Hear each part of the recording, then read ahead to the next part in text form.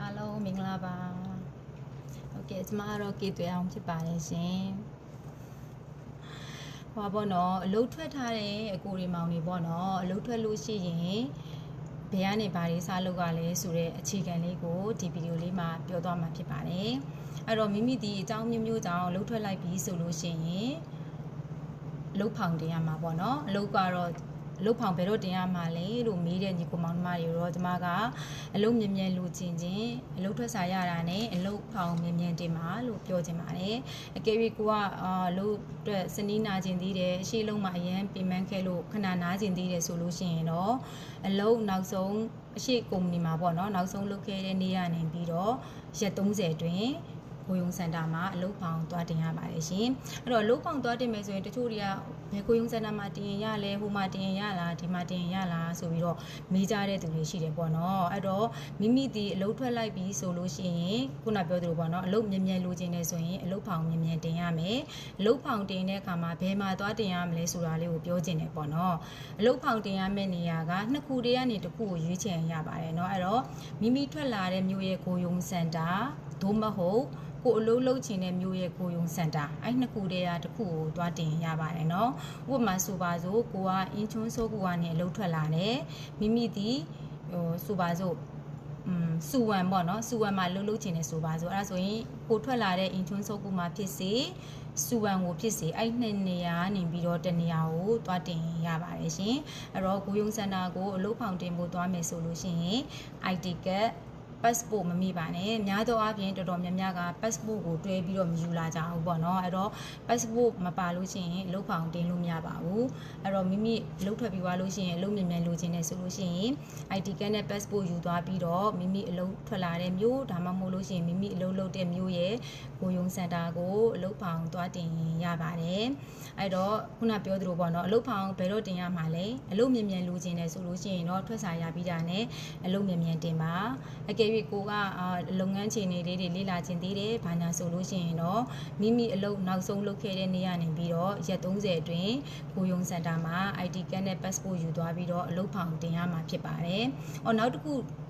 ကြံသေးတယ်ပေါ့နော်အဲ့တကူကဘာလဲဆိုလို့ရှိရင်အလုပ်ထွက်လာပြီပေါ့နော်အလုပ်သမားနဲ့အလုပ်ရှင်နဲ့အလုပ်စာချုပ်ပေါ့နော်ဖြတ်သိမ်းလိုက်ပြီဆိုရင်ဒီနေ့လို့မနေ့ပြန်အလုပ်စာချုပ်ဖြတ်သိမ်းရမယ်ဆိုတော့ကန့်သက်ချက်မရှိပါဘူးအလုပ်သမားနောက်ဆုံးလုပ်ခဲ့တဲ့နေ့ကနေပြီးတော့14ရက်အတွင်းကိုယုံစင်တာကိုအလုပ်ရှင်ကနေပြီးတော့အလုပ်စာချုပ်ဖြတ်သိမ်းကြောင်းလှမ်းပြီးတော့အကြောင်းကြားရင်ရပါတယ်ရှင်အဲအကြောင်းမို့လို့ပေါ့နော်တချို့တွေကကြတော့အလုပ်ထွက်လာပြီးသွားလို့ရှိရင်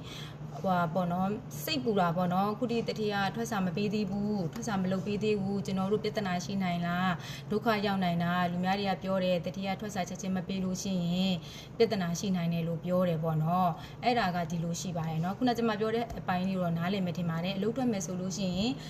မိမိလုံနောက်ဆုံးလုပ်ခဲ့တဲ့နေ့ကနေပြီးတော့အလုပ်ရှင်ဒီ14ရက်အတွင်းအလုပ်စာချုပ်ဖြတ်သိမ်းပေးရပါတယ်ဒီနေ့အလုပ်ထွက်မနေ့ပြန်ချက်ချင်းဖြတ်သိမ်းပေးရမယ်ဆိုတဲ့သတ်မှတ်ချက်မရှိဘူးပေါ့နော်အဲ့တော့ကိုကအလုပ်ထွက်မယ်လို့ပြောလို့ရှိရင်တတိကျွန်တော်အလုပ်ထွက်မယ်တတိကလည်း okay ထွက်စာပေးမယ်ဆိုလို့ရှိရင်ကိုကပေါ့သူ့request လုပ်ရမှာပေါ့နော်ဖြစ်နိုင်လို့ရှိရင်ကျွန်တော်ကိုလုပ်ထွက်စာလေးမြန်မြန်လုပ်ပေးပါနောက်အလုပ်ကိုမြန်မြန်ရှာလို့ရအောင်လို့တတိဘယ်နေ့ထွက်စာပေးမလဲဥပမာပြောမှာ WhatsApp တဲ့ပြင်တတိအောင်နောက်ဘက်တနင်္လာနေ့ငါတို့ပို့ပေးမယ်နောက်ဘက်အင်္ဂါနေ့ပို့ပေးမယ်ဆိုလို့ရှိရင်သူတို့ပို့ပေးမယ်ဆိုတဲ့နေ့ရဲ့နောက်နေ့ကိုယုံစင်တာမှာအလုပ်ဖောင်သွားတင်ပေါ့နော်နောက်ပြီးတော့မိမိဒီဖုန်းထဲမှာ EPS application လေးကို ID password လုပ်ထားလို့ရှိရင်လည်းမိမိအလုပ်စာချုပ်ဖြတ်သိမ်းသွားပြီဆိုတာကိုကြည့်လို့ရတယ်ပေါ့နော်အဲ့တော့တခုမှတ်ထားမှာကအလုပ်သမားနဲ့အလုပ်ရှင်နဲ့အလုပ်စာချုပ်ဖြတ်သိမ်းနေဆိုရင်အလုပ်သမားကဒီနေ့အလုပ်ထွက်တတိကမနေ့ပြန်အလုပ်စာချုပ်ကိုချက်ချင်းဖြတ်မသိမ်းပြီးလဲရတယ်14ရက်အတွင်းဖြတ်သိမ်းပြီးရင်ရတာဖြစ်တဲ့အတွက်ပေါ့နော်ကိုကစိုးရင်တက်တယ်ဆိုလို့ရှိရင်တော့တတိကိုဖြစ်နိုင်လို့ရှိရင်မြန်မြန်လေးလုပ်ပေးပါဘယ်တော့မှလုပ်ပေးမှလဲလို့မေးလာတယ်ဆိုရင်တော့ကိုကစိတ်အေးရတာပေါ့နော်တချို့ကပြောကြတယ်ပေါ့နော်အမဟိုချက်ချင်းမလုပ်ပေးလို့ရှိရင်ပြဿနာဖြစ်နိုင်တယ်လို့ပြောတယ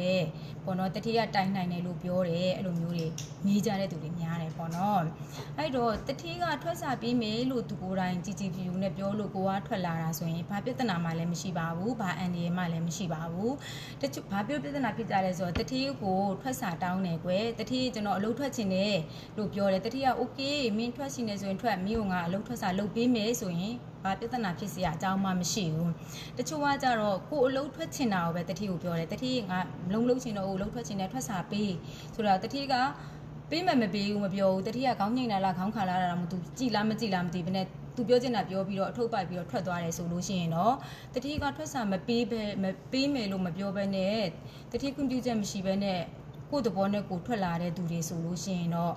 အန်ဒီရများနိုင်တာပေါ့နော်အဲဆိုရင်တတိယငါလည်းထွက်စာပြီးမယ်လည်းမပြောဘဲနဲ့ငါခွင့်ပြုချက်မရဘဲနဲ့စက်ရုံကနေထွက်ပြေးသွားတယ်ငါတို့ဖုန်းဆက်တာလည်းမကင်ဘူးဆိုပြီးတော့တိုင်လိုက်တယ်ဆိုလို့ရှိရင်တော့ကိုက overstay ဖြစ်နိုင်တာပေါ့နော်အဲ့လိုမဟုတ်ဘဲနဲ့သူနဲ့ကိုယ်နဲ့ကြည်ကြည်လေးလေးပဲပြောဆိုပြီးတော့မှ AC နှိမ့်နိုင်ပြီးတော့မှထွက်လာတယ်ဆိုရင်ဘာပြဿနာမှမရှိပါဘူးမရှိဘူးဆိုတော့ခုနပြောသလိုပေါ့အလုပ်ထွက်ပြီးတော့ချက်ချင်းအလုပ်ထွက်စာပေးစရာမလိုဘူး14ရက်အတွင်းပြီးရင်ရတာဖြစ်တဲ့အတွက်တချို့အလုပ်ရှင်တွေတဲ့အလုပ်တစ်လုပ်မြင်မြန်ပြီးသွားရင်အေးရောဆိုပြီးတော့ချက်ချင်းလုပ်ပေးကြတဲ့သူတွေရှိသလိုတချို့လည်း14ရက်အတွင်းပြီးရင်ရတာပဲလေသူတို့မှတခြားကုမ္ပဏီအလုပ်တွေရှုပ်နေတယ်ဆိုလို့ရှိရင် AC မှာပြီးတဲ့တတိတွေလည်းရှိတယ်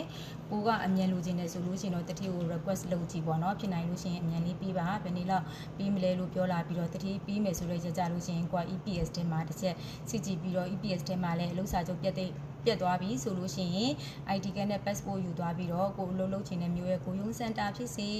ကိုအလုပ်ထွက်လာတဲ့မျိုးရဲ့ကိုရုံးစင်တာဖြစ်စေအဲ့နှစ်နေရာနေပြီးတော့တနေရာမှာသွားပြီးတော့အလုပ်ဖောင်တင်ရပါတယ်ဆိုတဲ့အကြောင်းလေးကိုပြောချင်ပါတယ်နော်အဲ့တော့အလုပ်ထွက်ပြီးသွားလို့ရှိရင်အလုပ်ဘလူတွေရှာရလဲဘာညာတကာတွေကိုနောက်ဗီဒီယိုမှာဆက်ပြီးတော့ပြောပြမယ်နော်အဲ့တော့အခုကကြတော့ကိုရီးယားမှာစီးပွားရေးကြောင့်အလုပ်တွေရှာနေသလိုစောင်းတွင်းဖြစ်တဲ့အတွက်လည်းအလုပ်တွေအရင်ထက်ပိုပြီးတော့ရှားပါတယ်အဲ့တော့အလုပ်ထွက်မယ်လို့ပြင်ဆင်ထားတဲ့ညီကိုမောင်နှမတွေအပြင်မှာအလုပ်ရှိလားမရှိလားတေချာမြင်းမြန်းစုံစမ်းပြီးတော့မှအလုပ်ထွက်ကြပါလို့เนาะနောက်ပြီးတော့ကျမကအပတ်စဉ်တောက်ကြနေတိုင်းအင်ချွန်းပူပူကိုယုံစင်တာမှာယုံသွားထိုင်တာပေါ့เนาะဒီ2025အတွက်ကျမရဲ့တာဝန်ကပြီးခဲ့တဲ့အပတ်က12ရက်နေ့တင်ပုံဆုံးသွားတယ်ပေါ့เนาะ2026အတွက်တာဝန်ကကျမတလပိုင်းတတိယပတ်လောက်မှယုံပြန်ထိုင်ရမယ်ပေါ့เนาะအဲ့တော့အကိုရီမောင်နေတောက်ကြနေကိုအင်ချွန်းပူပူကိုယုံစင်တာကိုသွားနေမှာဆိုလို့လေကျမ2026တလပိုင်းတတိယပတ်လောက်မှတောက်ကြနေကိုပုံမှန်ဟိုမှာယုံသွားထိုင်ရမယ်ပေါ့နော်အဲ့တော့ကျမတို့အင်ချွန်းနိုင်ငံသားကူညီရေးစင်တာဟုတ်ပူကိုရောမှာရှိတဲ့စင်တာမှာနေ့စဉ်တနင်္ဂနွေနေ့ကနေပြီးတော့ကြာတာပရိနေ့တိပုံမှန်မနေ့9နာရီနဲ့ညနေ6နာရီထိရုံထိုင်ပါတယ်12နာရီနဲ့1နာရီထမင်းစားချိန်မှာတောက်ကြစနေကတော့ရုံပေးရက်ပါနော်အဲ့တော့အလုပ်စင်းအလုပ်ရှိတဲ့မျိုးစင်းတည်ချင်တဲ့သူတွေဖုန်းဆက်ပြီးတော့မေးလို့ရတယ်လို့အင်ချွန်းနမ်တုံကိုနဲ့အနီးတစ်ဝိုက်မှာအလုပ်လုပ်ရှင်တဲ့ညီကိုမောင်အလုပ်မစစ်လိုချင်တဲ့ညီကိုမောင်နှမတွေအတွက်ပေါ့နော်တနင်္ဂနွေနေ့တိုင်းဂျမိုးဖို့ရုံကဆရာမတွေကျမတို့အင်ချွန်းနိုင်ငံသားကူညီရေးစင်တာမှာလုံအားပြီးရုံးလာထိုင်နေဖြစ်တဲ့အတွက်တနင်္ဂနွေနေ့မိမိစီလည်းအားနေတယ်တခြားလဲသွားစရာမရှိဘူးအလုံးမစိလိုချင်တယ်ဆိုလို့ရှိရင်ကျမတို့အင်ချွန်းနိုင်ငံသားကူညီရေးစင်တာမှာတနင်္ဂနွေနေ့တရက်ကိုအလုံးမစိလာတောင်းလို့ရပါတယ်။ဈာရက်ဒီမှာတော့သက်ဆိုင်ရာရုံးတွေမှာသွားတောင်းရမှာဖြစ်ပါတယ်เนาะအဲ့တော့အလုံးစင်းသိချင်သူများအလုံးမစိလိုချင်သူများတနင်္ဂနွေနေ့မှာဟိုကူဖို့စင်တာမှာလာရောက်ဆွေးနွေးမေးမြန်းလို့ရပါတယ်တခြားအလုပ်သမားရေးရာကိစ္စအဝဝမှန်သမျှပေါ့နော်G1 ပြောင်းတာတို့လူငယ်ခွန်တို့ E7 ပြောင်းတာတွေနဲ့ပတ်သက်ပြီးတော့ E9 တွေနဲ့ပတ်သက်ပြီးတော့လူသမားရေးရမှန်သမျှကိုအာမနာတန်ရုံးကိုလာမေးလို့ရတယ်လို့ရုံးကိုလာမှာဝေးတဲ့သူများလည်းပဲပေါ့နော်ကျမရဲ့ရုံးချိန်မှာရုံးဖုန်းကိုလှမ်းဆက်ပြီးတော့မေးမြန်းဆွေးနွေးလို့ရပါတယ်အဲ့တော့မနေ့ပြန်ကတော့အားလုံးသိကြတဲ့အတိုင်း25ရက်နေ့ Christmas နေ့ဖြစ်တဲ့အတွက်မနေ့ပြန်ကတော့ကျမတို့ရုံးပိတ်ပါတယ်တောက်ကြစနေကပုံမှန်ရုံးပိတ်ရဖြစ်တဲ့အတွက်တနင်္ဂနွေနေ့မှာတော့ရုံးပြန်ဖွင့်နေပေါ့နော်ပုံမှန်အဲ့တော့